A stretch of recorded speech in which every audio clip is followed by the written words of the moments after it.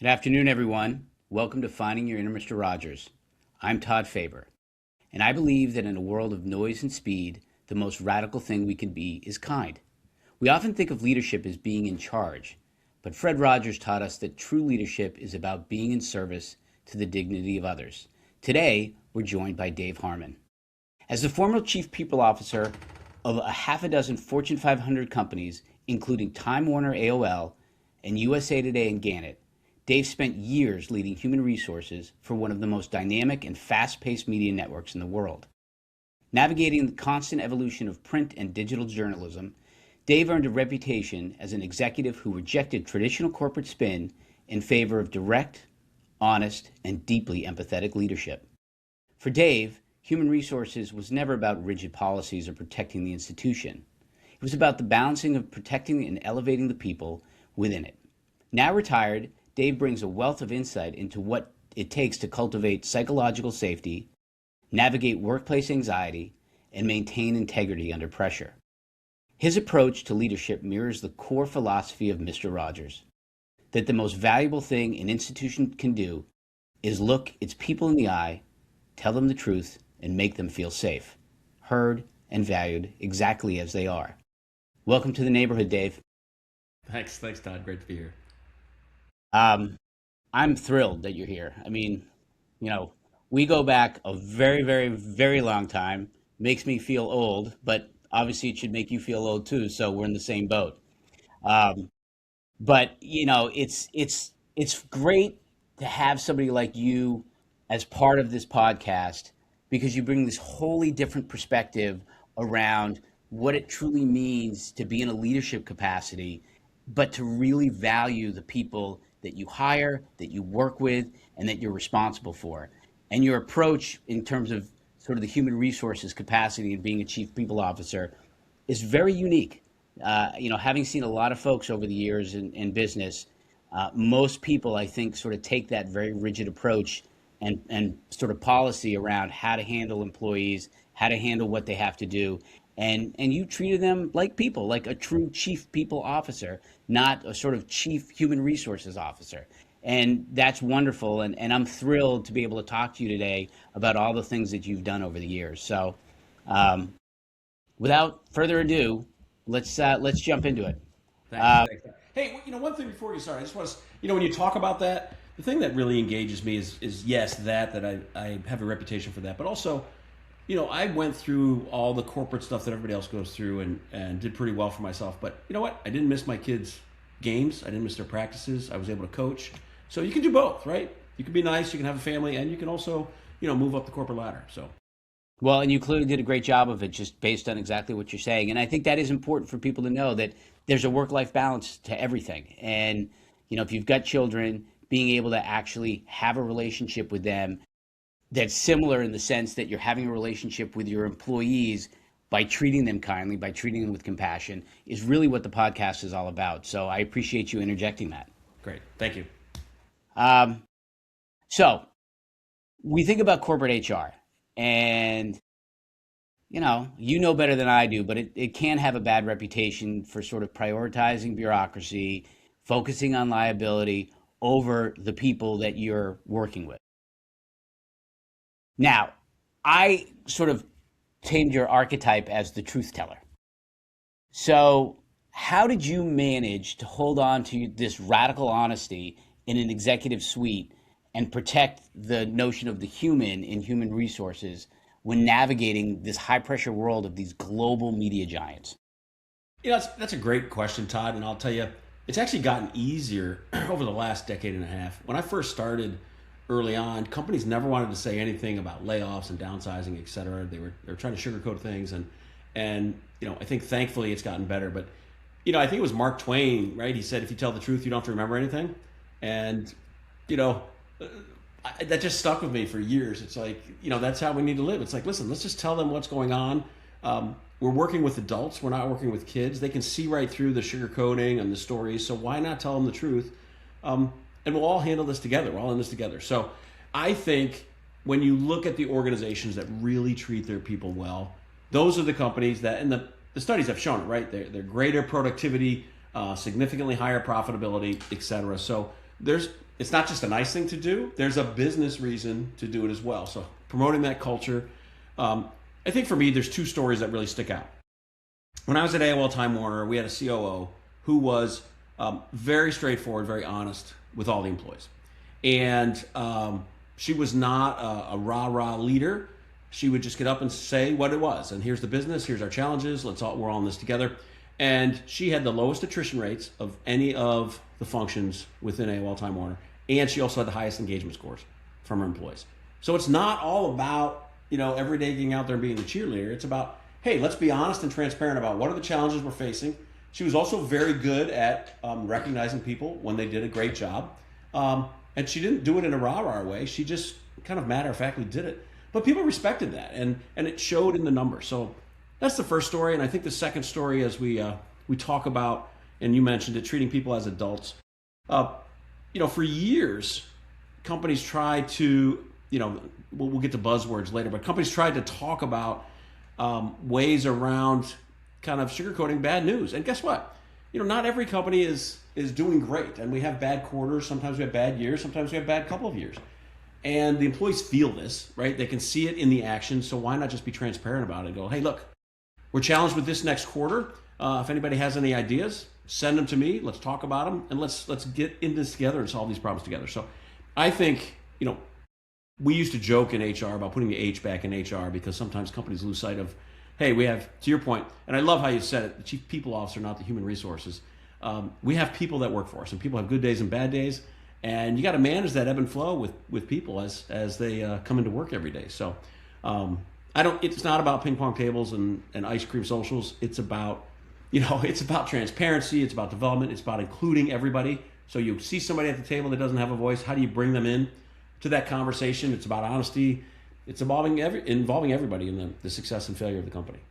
Now, I think that's great, and it's a great message. And quite frankly, what I really get out of that is the fact that honesty and kindness are not mutually exclusive, right? That sometimes we think about kindness as the idea of sugarcoating and being like, okay, everything's all right, you'll be okay. But kindness is actually being honest with people and showing them that you truly care because you're saying to them, it's okay, but here's what's going on.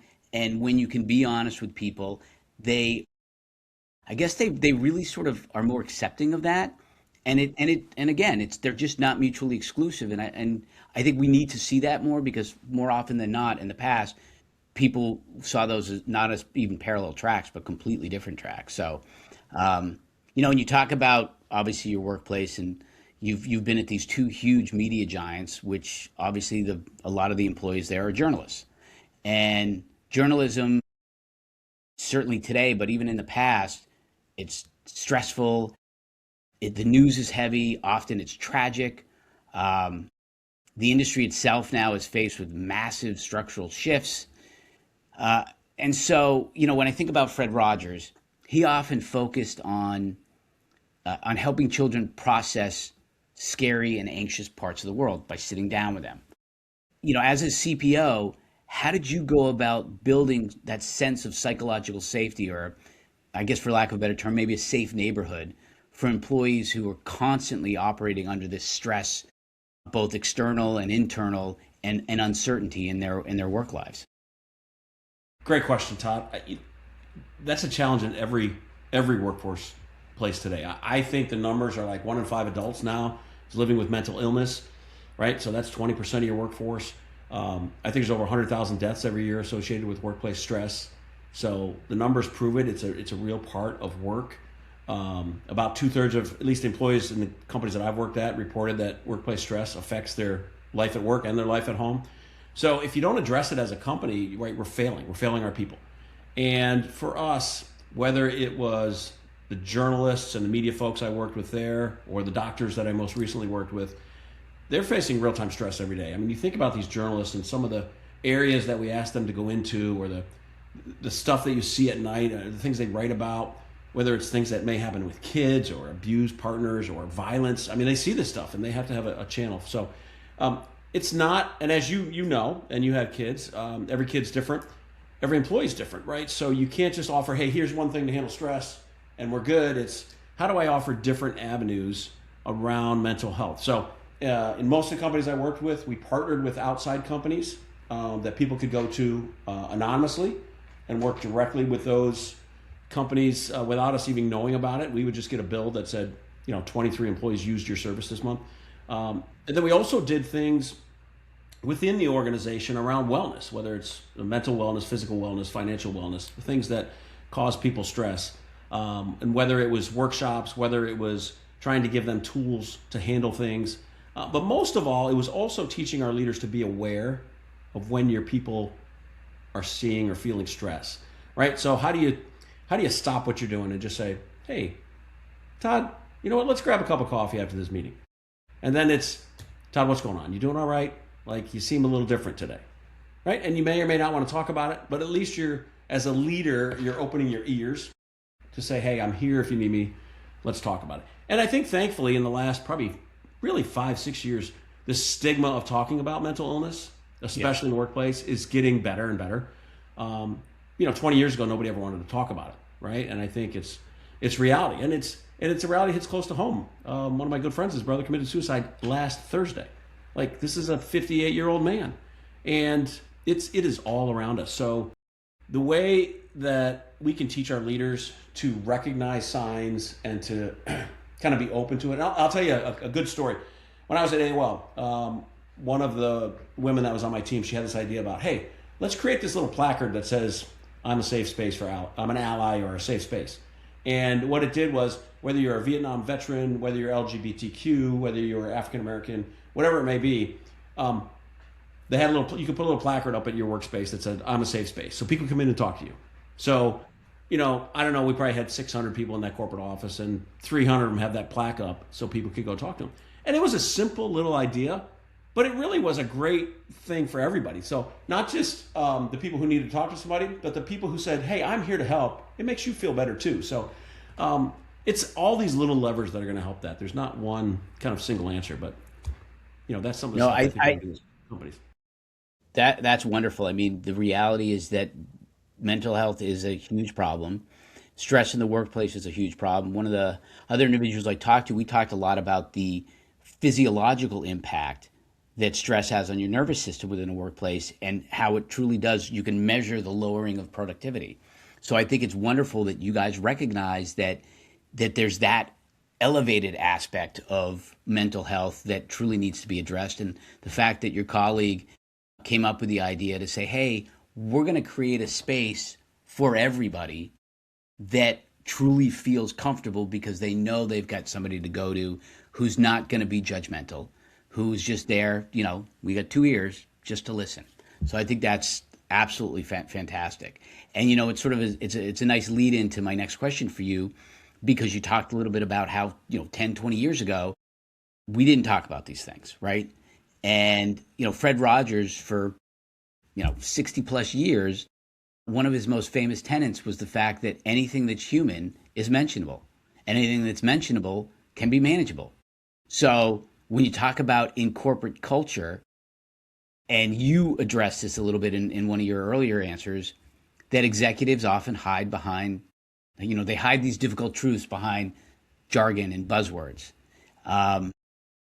In your experiences, was there any particular time where you actually had to deliver tough news to your workplace, and you chose the path of, I'm going to tell them the truth, I'm not going to sugarcoat it, I'm not going to try to spin this? And if that ever happened with you, how'd the workforce or the people that were sort of on the receiving end of that respond? A couple great questions in there. What stuck with me before we get to the main question is, your comment around jargon, right? So as I think about that, I think about the last 5 years and all the business meetings you sit in. You're going to laugh when I say this, but let me see if I can rattle off some ones and see if they strike a chord with you, right? So circle back, synergy, take this offline, bandwidth, touch base, leverage, low-hanging fruit, lean in, right sizing, unpack this, deep. You could have a whole coffee table of those things. Right? Paradigm shift. And of course, my favorite, I'll give you some time back, right? Meeting ends 10 minutes. I'll give you some time back. No, we're at work. You already took my time, right? We're here. Where am I going to get it back? What am I going to have to stay late? It is tough. And here's a story. This is not a good number. Probably the worst stat of my career, but it sticks with me. When I was at AOL Time Warner, in my time as the head of HR there, we laid off over 36,000 people. 36,000 people, Todd. This is now 15 years in the rearview mirror. It still bugs me, right? It's like I take each one personally. That's a horrible number. And it was every year in October. I remember the first couple of years I was there. It was every October, the business would realize we're not hitting our numbers. We got to let people go. And then what really killed me, Todd, was in first quarter, we'd hire back 3,000 of those 6,000 or whatever it was. Every year we'd lay off 3,000 to 5,000 in October, then hire back a couple thousand at the beginning of the next year to hit our numbers, right? And it's like, these are people's lives that we're dealing with. Now, the good side of that was we were very generous with our packages, with helping people find new jobs, all of that. So we didn't get a lot of pushback on that side, but you're affecting people's lives, and it's, it's like right before the holidays, and it's all these things I think about. It's like, and so the first couple of years, they wouldn't really address it. And then I think it was probably the third year I was there.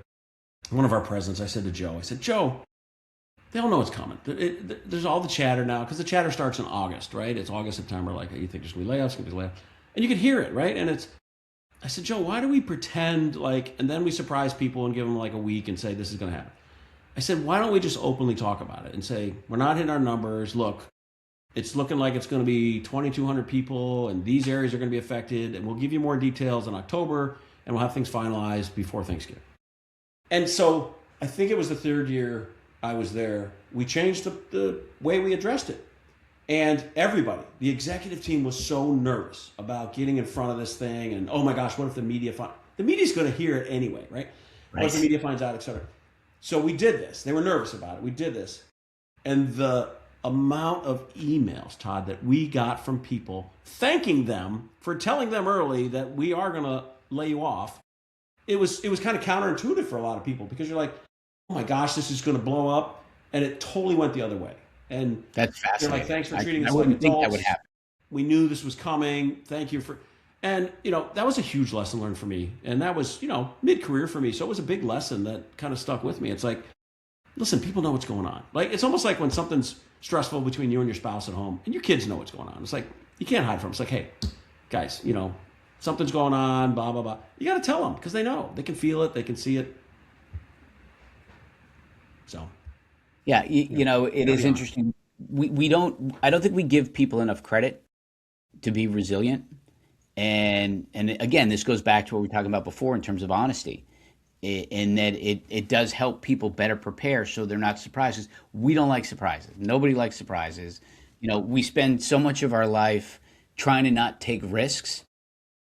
So clearly surprises are even worse than that in terms of how we react to it, and our nervous system shuts down. So the fact that you guys did that and actually were able to prove it out is fascinating, because I'm one of those people. Maybe I don't give people enough credit. I would think that if you tell people early, they just start slacking and they won't do their work. But you're going to get that anyway, right? So if you don't tell them, there's all the office chatter of, are we going to get laid off? Are we going to get laid off? And it slows them down anyway. But I'll tell you, we told them their packages. We told them, what kind of outplacement services we're going to get them. We told them how much help we're going to give them with resumes. We got career fairs. We bring in like 50 companies to come help them get another job. And it just, it was counterintuitive. We were really pleasantly surprised when the first year we did that. Well, that goes to sort of the idea of being compassionate, right? And you're bringing in and you're helping them with the transition to the next opportunity, as opposed to saying, here's your pink slip. You got 2 weeks, you got a month, you got 2 months severance. See ya. So the fact that you guys really put your money literally where your mouth is, right? You're making these layoffs, you're trying to cut costs, but at the same time, you're still investing in those employees who you've invested in for so long to ensure that they land on their feet. And that's a great corporate culture, and it's a great mindset to have. So I think that's pretty cool, especially, again, when you're managing people at a scale like you were at an AOL or USA Today. And when you are doing that, I guess for some, it's probably pretty easy to look at every employee as kind of a ticker on a spreadsheet or boxes on an org chart. Mr. Rogers had a much different approach, right? He spent his life trying to ensure that every single child that he was in contact with, either directly or even just through the television, always felt uniquely valued. And so my question to you is, did you have any practices or mindsets that you used to ensure that you and your team saw all these people who literally could just be a number on a spreadsheet or on an org chart as being real, being unique, being an individual, so that you would then in turn treat them that way? I think you hit the nail on the head with that one. It's, don't ever put down numbers, right? It's not, hey, 7 people are getting laid off from finance. No, it's Todd, Mary, Raj, Gene, etc. And when you put names to it, it makes it different. When you talk about things that happen with employees, if I go talk to the CEO or the CFO about something that happened with an employee, it wasn't, hey, we had an employee who blah, blah, blah. It's, hey, remember Mary Smith who works in finance? She sits in the last cube. She's got red hair, blah, blah, blah. She got in a car accident last night. And I think that was kind of my approach throughout my career. And it starts with knowing your people. And yes, some of those organizations I was at, it was scale. I could never know everybody. But my gosh, I tried my best to get around. I used to call it walking the floor. Back when everybody came into the office, I would walk the floor every day. Try to do it once in the morning, once in the afternoon, and try to stop in a different section and just have conversations and get to know folks. Understand, who's going through divorce, who just had a baby, who's getting a new puppy, whose dog may have passed away. What are their hobbies? Did they go fishing over the weekend? Maybe they're NASCAR fans, whatever it may be. And, when you circle back 2 weeks later on your rounds and you see them and you're like, hey, you went to that NASCAR race 2 weeks ago. How was it? And it's just like that little smile, right? It's like, it just makes people understand that, hey, you're not just walking by and I remembered you went to a NASCAR race and seriously want to know how was the NASCAR race. And making those connections with people, I think that's what can get you ahead as a leader. And I always joke that, these leaders that are like, you want to take vacation. I go, no, Todd, you can't have vacation. For whatever reason. It's like, especially when you're leading at scale. There's not very many companies, maybe even in the medical world, yes, you're a brain surgeon and you got brain surgery scheduled. Yeah, you probably can't have that day. Most other companies, we can afford to give a person a day off. There's enough other people to cover. And what I found throughout my years was they wanted a day off, they needed to leave early, whatever. I almost never said no. And guess what happens is when you do that, yeah, I'm going to give you 8 hours today and not give you any heck about it. And for the next 3, 4, 5 weeks, you may give me another hour a day of work, right? Because my manager cares about me. So I'm going to give that manager a little extra effort. So yes, you like to think it's all altruistic, but it also makes sense. It's like, look, I'm going to help you out. And when I need help, hopefully, you'll pay it back to me. So I think there's a couple of things that are important for me as a leader, and how do you make those connections, which was somebody sends me an email, I would try my best, especially, and this is going to sound kind of funny, but if an exec send me an email, it's one thing. But if an employee send me an email, because I'm the head of HR, I tried to respond back within 24 hours. And if I could respond back that day, I did. And I tried, to your earlier question, I tried not to give them corporate speak. They'd be like, hey, we just saw you talk about this. You're raising benefit costs for next year. Why are you doing this? And I would tell them, I'd be like, look, benefits costs went up 9% last year. As a company, we raised it 7%. We're spending $82 million a year on benefits. Employees are spending $17 million. The share is 80% the company pays for, et cetera. And I try to give them the facts and not kind of, and I'd be like, look, we had to raise it. The biggest expense line on our company profit loss sheet was our benefits. So, try to be direct with them. Another thing I tried to do when I was an exec, I always tried to sit with my team and not sit in an exec row. And sometimes I got a little pushback from execs on that, but it's like, look, I'm going to make a lot more progress sitting with my team, so I'm right there to problem solve with them day in and day out. So I think that helped my connection with folks. I got involved in activities with sports, with team building. I got involved in the embarrassing things. I did the dunk tanks. I did the wear the costumes. And here's an interesting thing. It's not a costume. I used to go back and forth to India with one of the companies I worked at. And I had gone there probably half a dozen times and really got to know the folks over there. And they were having a big meeting. And they said, hey, this is a big deal for us. Will you wear this traditional Indian garb for this meeting? And we're doing this around the globe town hall. So it was like 10 o'clock at night, I think, in Bangalore. And I'm like, sure. So I put it on and I do the meeting. And my gosh, people in India were like thankful that I wore this. And I was very respectful. And my CEO at the time was like, "Why are you wearing that costume?" And I'm like, "Dude, you just don't get it, right?" So I think it's that. I think the other thing to your point about not being a number is helping, especially the executives, understand the personal struggles that people have and putting names to that. So whether somebody had a car accident, hurricanes hit, we sent generators to people's houses if we knew they weren't going to have power for a while. Fires hit, we would quietly write checks to help them get back on their feet, not expecting them to pay us back. And we didn't put this in the paper. We didn't get advertisement for them. That's what good companies do. We're not in it for the press. It's like, how do we connect? Somebody has a car accident. You say, look, send me the bills for your Ubers for the next 3 weeks. I don't want you to worry about that. Right? You got all these other things to worry about. And that, for a big company, that is like pennies on the dollar. But for that employee, that's a huge thing. I remember one of the earlier companies I worked for, every year they did a 25-year retirement dinner. So anybody who hit their 25th year, they'd come to retirement. And our CEO was so connected to the employees. And he would make those folks, whether they're introverts or extroverts, get up and talk about why they stayed for the company for 25 years. And this one gentleman got up. He had worked there, obviously, 25 years. And he talked about 5 years ago, he had lost everything. He had lost his house. He had lost his car. The hurricane came and just swept everything away. And he goes, "No, none of you know this. I never told any of you." He goes, "But Jeff and Dave," Jeff was the CEO at the time, "quietly wrote me a check for $100,000 to rebuild my house." And we never told him. We didn't tell anybody. But this guy was such a great employee. He'd been there, 21 years at that time. And we didn't do it for the fanfare. We didn't do it. But it was the right thing to do, right?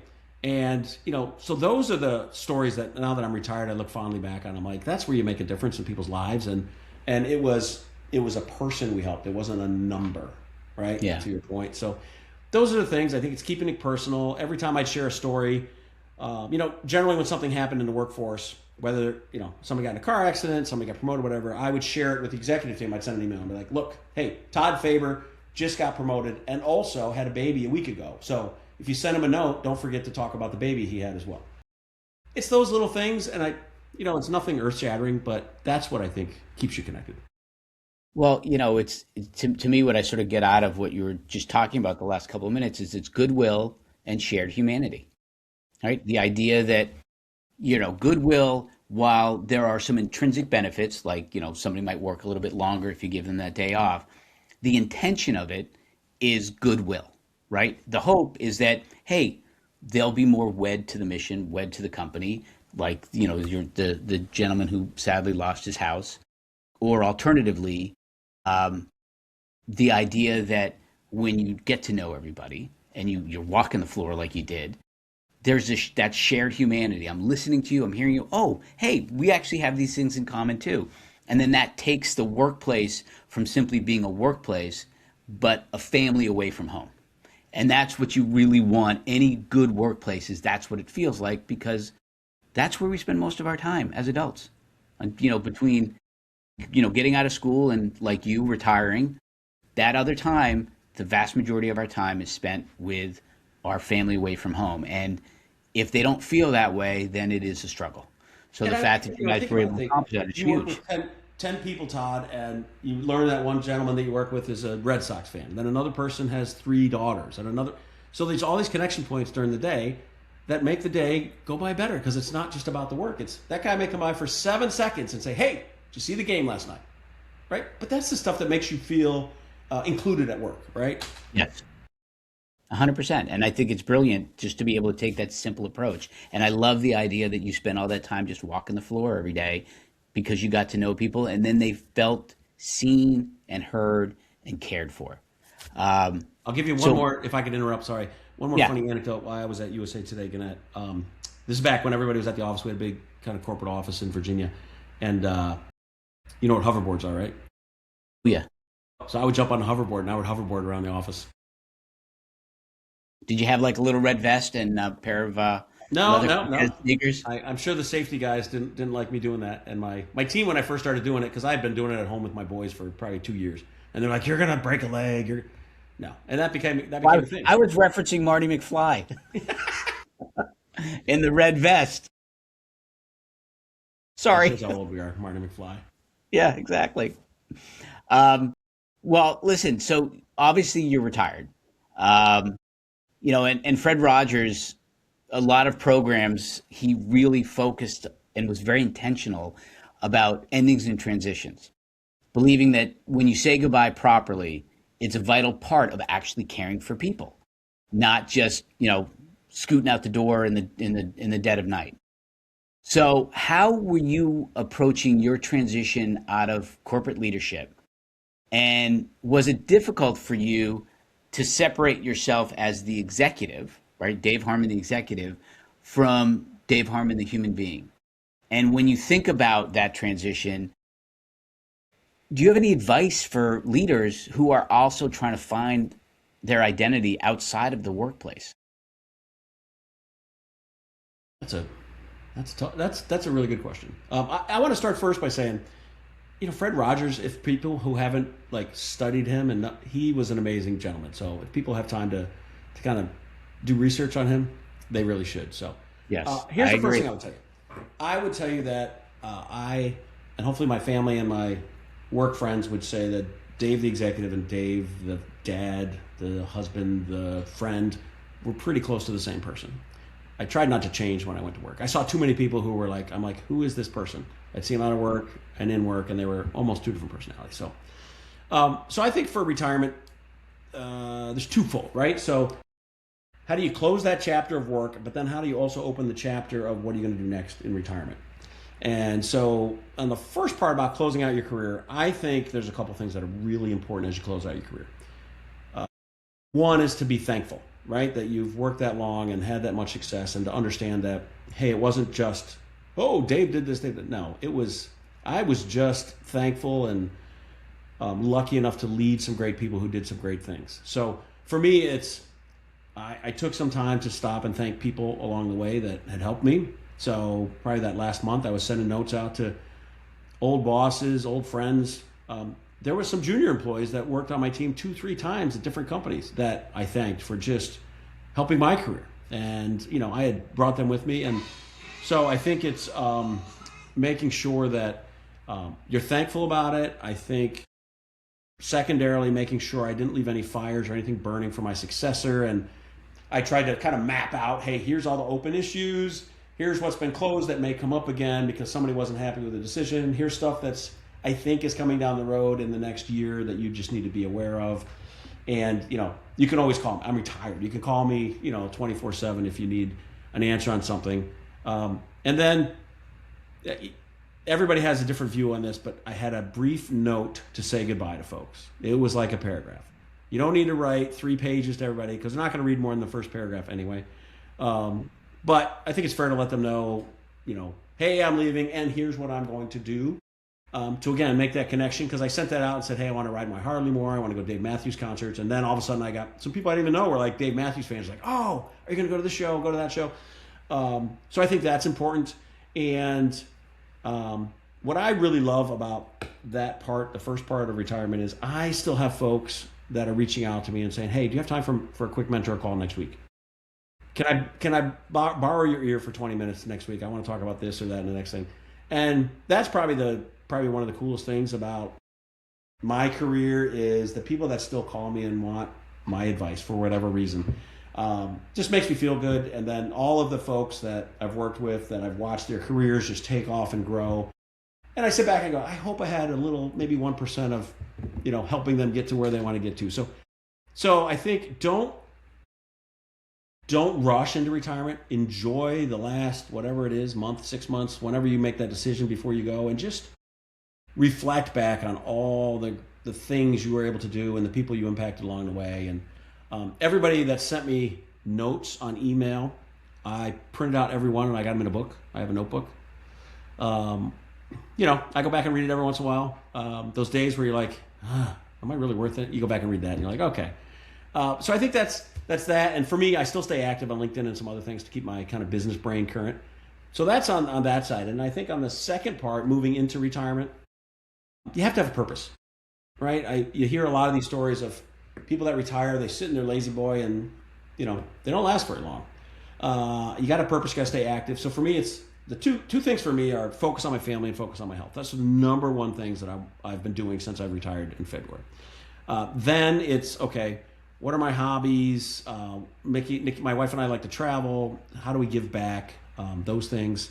And then it's things I just haven't had time for. My son has a 1945 house. A lot of work to be done there. So, dad comes over and does projects for free. So that kind of stuff. My wife and I have always been a big fan of giving back. I think proudly our three boys are the same way. You and I have talked about that earlier.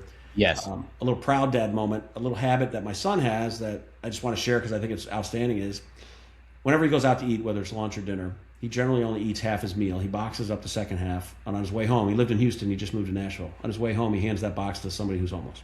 Almost Yeah. every meal he does that. And Amazing. he's 27, right? So he's off to a good start. So that's a little proud plug for dad on that one. So Nothing wrong I with think you that. got to find your identity. You got to figure out what your passions are. You got to align with, if you can align what your passions are with what your goals are in retirement, I think that's going to lead to a healthy retirement, whether that's, you're focused on feeding children or helping abused women or education for those in need, whatever that is, but you got to find it and do it. And I think the importance of having kind of purpose is in the headlines. It's on the podcast. It's like, it's the theme of sermons and self-help books, right? It's like, if you don't have purpose, why are you doing this stuff? So I think the people that have purpose, they live longer, they sleep better, they get sick less often.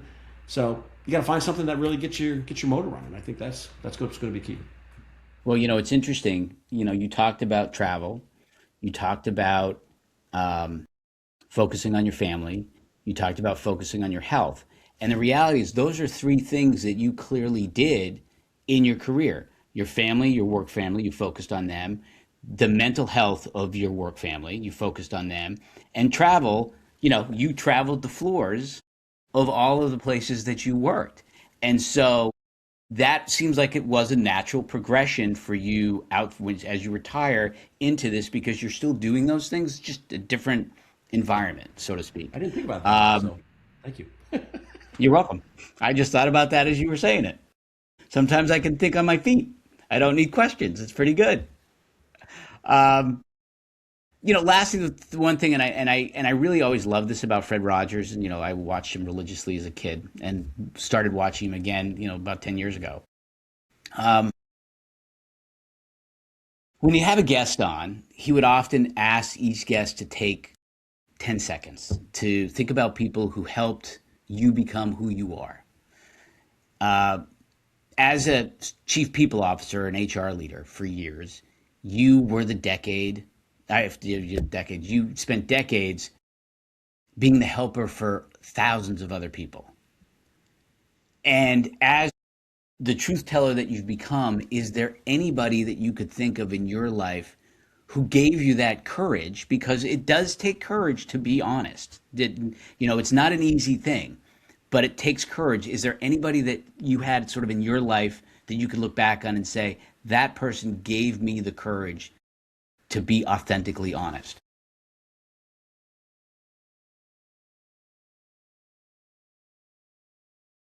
Todd, I think it may be cliche, right? But for me, it starts with my mom and dad, right? And for people that knew my mom, and she passed away early,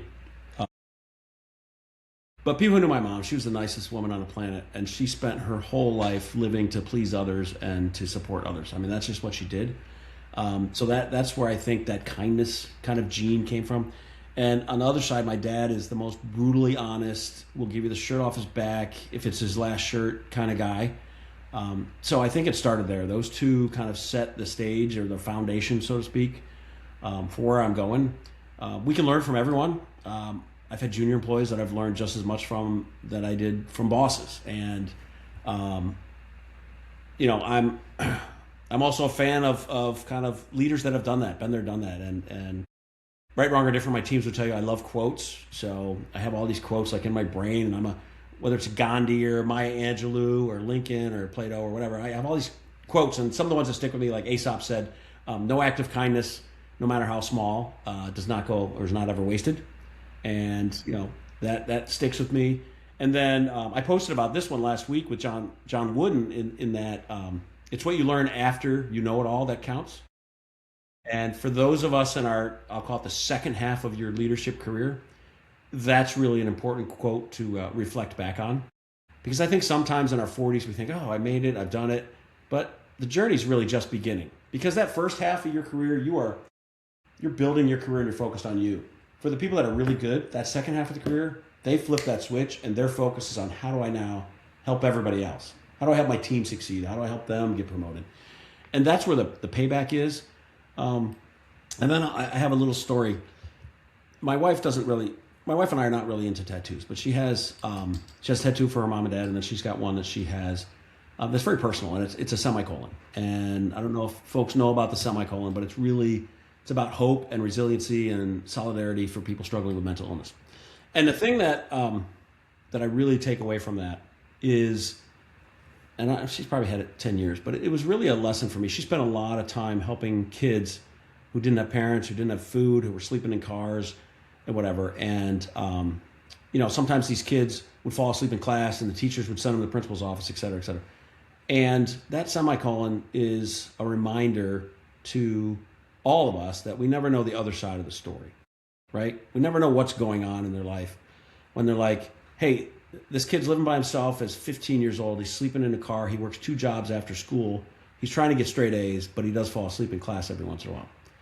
And you're like, oh, when you know the other side of the story, right, it takes a different perspective. So to me, that was a big lesson of don't always assume, right? There's always something else going on that we probably don't know. And, and she inspires me every day the way that she does that stuff. So mostly for me, I guess my answer is my family gave me courage. There's really been some smart leaders, some coworkers and friends, but I feel like if I call out one leader, then I may slight another leader. And I think for all of us, if you kind of approach every day that, hey, I'm going to learn something from somebody every day, then your life is rich and it keeps getting richer. So that would be my answer. Together we're all in this. We win this thing together. So No, I listen. That's a great sentiment.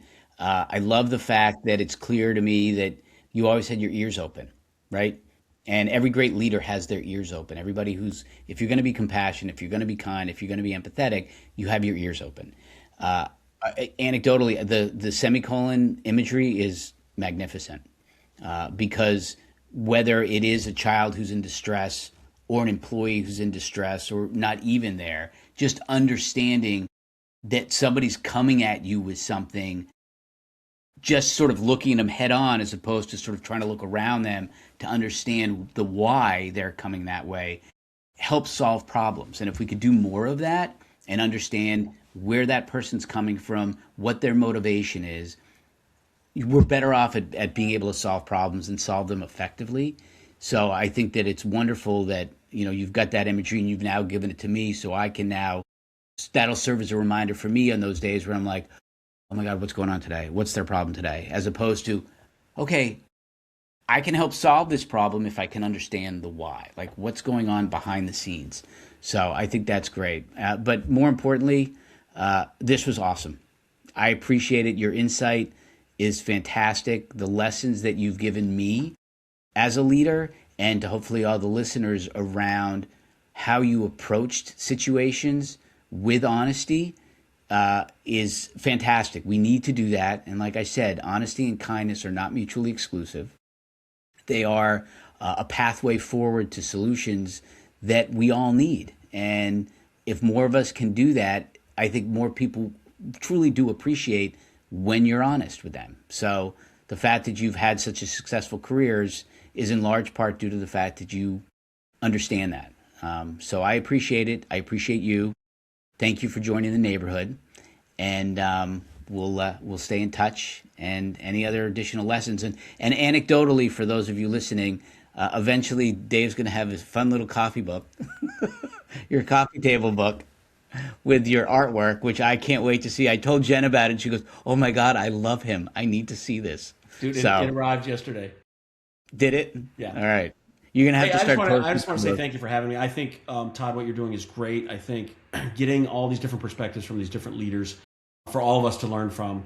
And I think most of the good leaders will tell you that, I wouldn't be sitting here today talking about this if I didn't work with great people over my career. And I've been blessed to have some really, truly great people on my team, great people as peers. And so a lot of thanks goes to them too. So I'm sure they all feel the same way about you. So it is definitely reciprocated based on what you've done and accomplished. So with that, have a great rest of your day. And we'll see the rest of you on our next episode. Take care. Sounds great. Thanks, Todd. Bye bye. Bye bye.